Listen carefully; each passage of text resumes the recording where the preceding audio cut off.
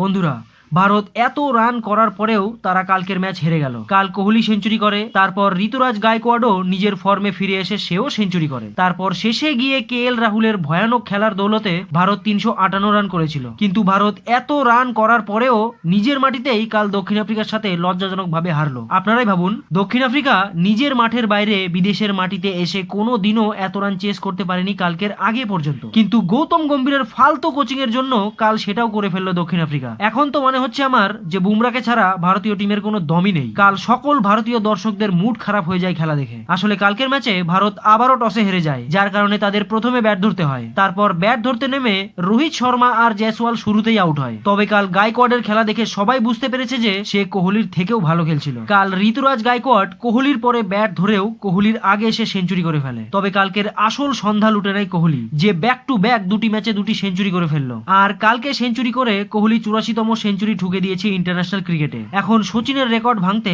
তার শুধুমাত্র আর 16টি সেঞ্চুরির প্রয়োজন। তাই কোহলি, গায়কোয়াড় আর KL রাহুলের খুব সুন্দর ইনিংসের জন্য ভারত কাল 50 ওভারে 5 উইকেট হারিয়ে 358 রান করে 349 রানের টার্গেট দেয় দক্ষিণ আফ্রিকাকে। তখন তো আমি ভেবেছিলাম যে দক্ষিণ আফ্রিকার পক্ষে এত রান করা কোনোভাবেই সম্ভব নয়, তারা আগেই হেগে ফেলবে। কিন্তু কাল দক্ষিণ আফ্রিকা এত সুন্দর খেলে যে তারা 4 বল থাকতেই ভারতকে হারিয়ে সিরিজ 1-1 বরাবর করে নিল।